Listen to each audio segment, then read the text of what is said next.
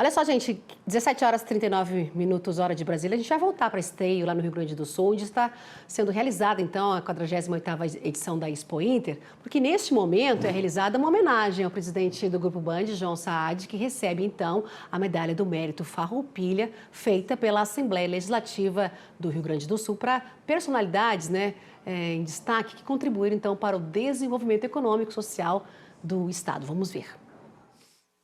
Mas o que distingue João Carlos Saad vai além do sucesso empresarial. É sua visão de responsabilidade social, de cidadania. O prêmio Band Cidades Excelentes é a prova disso. Valoriza boas práticas e incentiva os municípios a servirem melhor seus cidadãos. Sua liderança foi reconhecida com o título Empreendedor do Ano na comunicação. Mas seu maior mérito é outro. É manter viva a essência de um jornalismo livre, puro, plural e comprometido com a verdade. E, convenhamos, isso está em falta no Brasil de hoje. A Medalha do Mérito Farroupilha distingue aqueles que honram os ideais de coragem, liderança e compromisso coletivo que marcam a história do Rio Grande do Sul. Ao entregarmos esta medalha a Johnny, celebramos não apenas o empresário inovador, mas o cidadão que acredita no poder transformador da informação, da cultura e da boa gestão pública. Que esse reconhecimento não seja apenas uma condecoração, que seja o símbolo da gratidão do povo gaúcho a quem, mesmo em tempos sombrios, insiste em defender a liberdade, a verdade e a independência do jornalismo. Thomas Jefferson nos advertiu: a liberdade está a apenas uma geração de ser perdida. E é graças a homens como João Carlos Saad que essa geração ainda não chegou. Muito obrigado.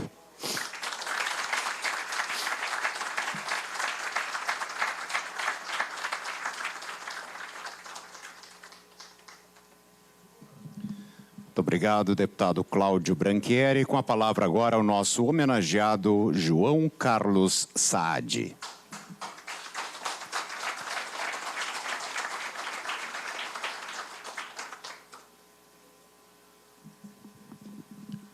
Boa noite. Presidente da Assembleia do Estado do Rio Grande do Sul, deputado ex-ministro Pepe Vargas, deputado professor Cláudio Branchieri e sua esposa Gabriela.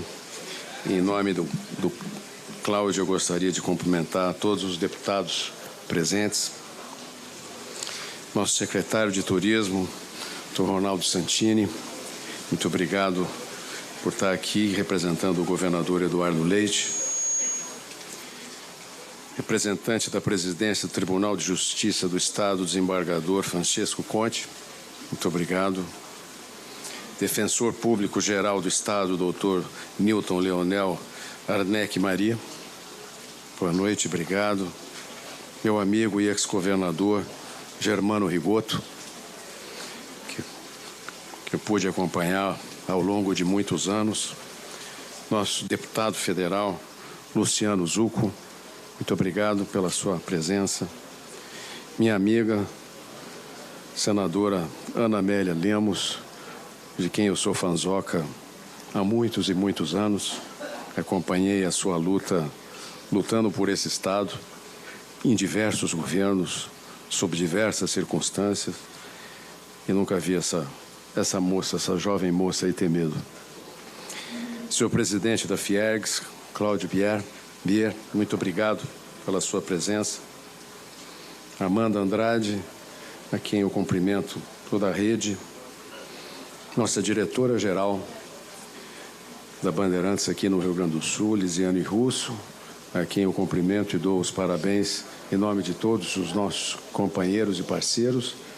Essa moça teve a coragem que nenhum marmanjo teve, que foi enfrentar essa mudança da nossa antiga sede para uma área nova, jovem, que é a Tecnopuc, onde nós fomos muito bem recebidos e somos muito bem tratados, e temos um embate diário ali com a molecada, o que é muito saudável para todos nós.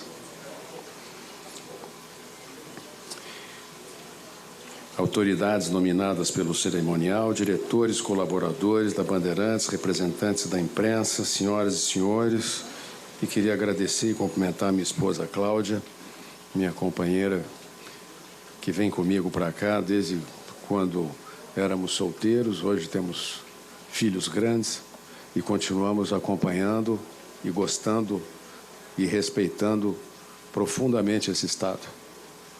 O Rio Grande do Sul não é só um Estado. O Rio Grande do Sul mudou a história do Brasil, não só por guardar nossas fronteiras, mas mudou a história do Brasil por afora guardar nossas fronteiras, por expandir o nosso agro, expandir a expansão em áreas remotas, difíceis, onde o sujeito trocou uma pequena propriedade por uma propriedade maior, sem ter estrutura, sem ter escola, sem ter hospital. E essa saga continua. Essa saga, ela continua em movimento. Tanto é que o Estado perde população, o que é preocupante. Coisas que nós vamos ter que cuidar, vamos ter que lutar. E eu vejo aqui nesse ambiente da Assembleia, que eu também já acompanho há muito tempo, que apesar das diferenças de opinião, apesar das diferenças partidárias, apesar das diferenças de ideologia, vocês brigam, mas no fundo vocês todos brigam pelo Rio Grande do Sul. Então essa é uma característica que quisera eu que outros estados também a tivessem. Vamos brigar aqui dentro, mas vamos todos brigar por esse estado. E é um estado que, por eu acompanhar muitos e muitos anos, eu sofro com as suas adversidades, com as enchentes, mas a sua chaga maior está na seca. A seca machuca mais o estado, apesar de não aparecer, do que as enchentes. E nós temos que encarar todas elas. Nós precisamos de infraestrutura. Temos pouca infraestrutura para a magnitude desse estado, que é o berço da indústria do agro, é o berço das nossas colheitadeiras, dos tratores. As fábricas continuam aqui, mas hoje estão em outros estados, mas o berço está aqui. O berço da genética europeia está aqui. O berço das culturas, das oleaginosas, está aqui. É preciso que esse estado tenha a pujança que ele merece, tenha estrada de ferros, tenha portos. Isso vai trazer riqueza, isso vai segurar essa molecada que nós estamos perdendo e não podemos continuar perdendo. E eu, como mera sugestão de um gaúcho não nascido aqui, que estou muito honrado com essa homenagem que vocês me deram, acho que não vem grandes soluções de fora. Quando a gente olha as contas, não vejo grandes soluções de fora. Nós vamos ter que buscar soluções aqui. E para buscar soluções aqui, possivelmente nós vamos ter que enfrentar mais profundamente. Vocês tiveram a coragem de fazer reformas profundas, dolorosas, mas importantes. Elas já abriram margem para um recomeço. Mas, dada a magnitude do problema que nós temos, nós vamos precisar de mais. E, para precisar de mais, nós vamos ter que discutir, querendo ou não, gostando ou não, o tamanho do nosso Estado. Eu sou do tempo que Câmara de Vereadores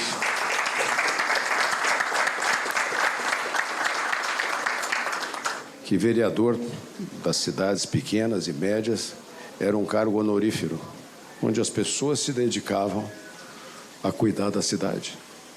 Elas acompanhavam os números da cidade, mas não tinham o poder, não custavam e não tinham o poder de veto, porque ali naquele poder de veto é a sementinha original da corrupção, ela está ali.